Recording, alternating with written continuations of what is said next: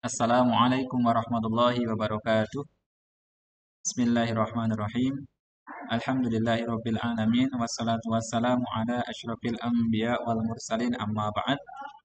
Bagaimana kabarnya teman-teman semua, para siswa dan segenap santri sekalian? Insyaallah pada kesempatan kali ini kita akan belajar bersama topik 11.3 tentang mechanisms of breathing, mekanisme bernafas. Kita mulai dengan dalil. Bismillahirrahmanirrahim. Wa atakum min kulli ma sa'altumuh wa in ta'uddu ni'matallahi la tuhsuha innal insana ladzalumun kafar. Quran surat Ibrahim ayat 34. How can you correlate this dalil with our topic? Apa sih hubungan dalil ini dengan topik kita?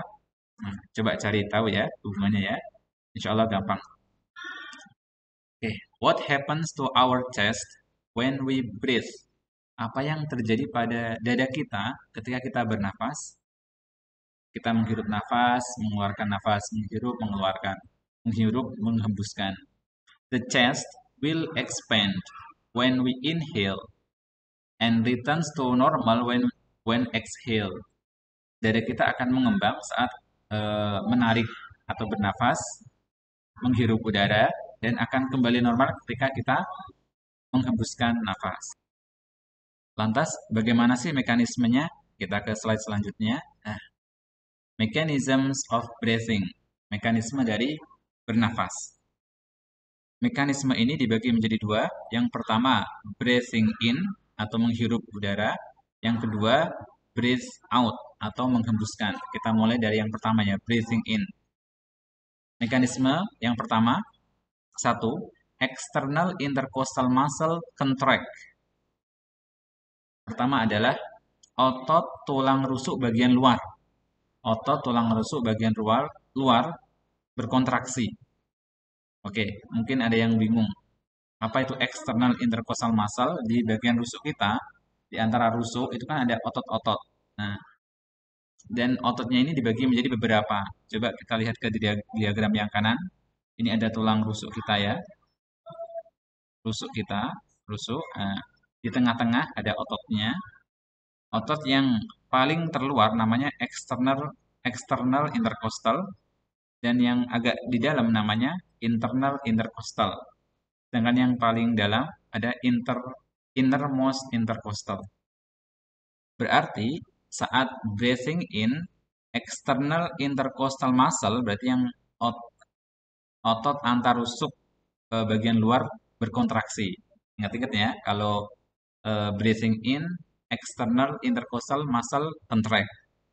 Akibatnya, and pull the rib cage upwards and outwards. Dan menarik rib cage ke atas dan keluar.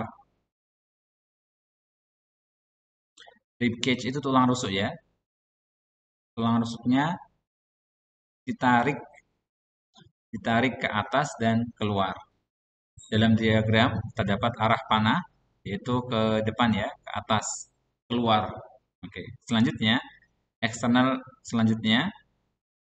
diaphragm muscle contract.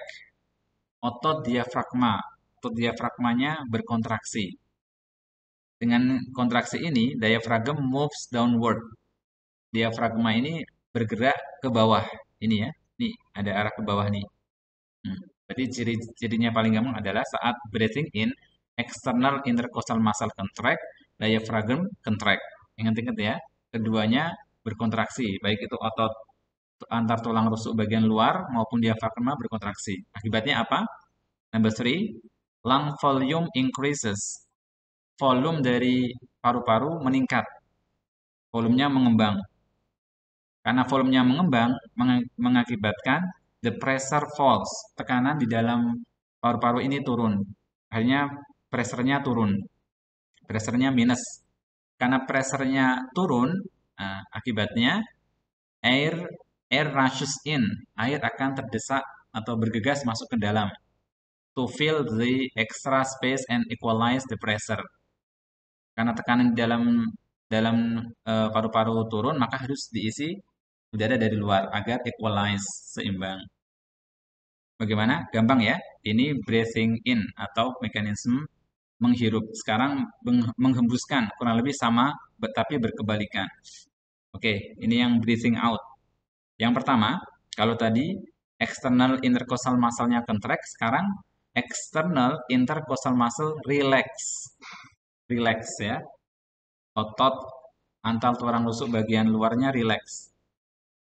And rib cage falls downwards and inwards sehingga mengakibatkan tulang rusuknya uh, apa namanya itu downwards bergerak bergerak turun dan ke dalam. Ini digambarkan dengan arah panah masuk ya. Kemudian diaphragm muscle relax. Otot diafragma relax. Relax ini mengakibatkan and diaphragm returns to its dome shape. Nah, sehingga dia naik ke atas bentuknya seperti kubah ya. Dome shape itu bentuknya seperti kubah. Tadi kalau pas breathing in ke bawah, sekarang kalau saat relax, breathing out dia ke atas.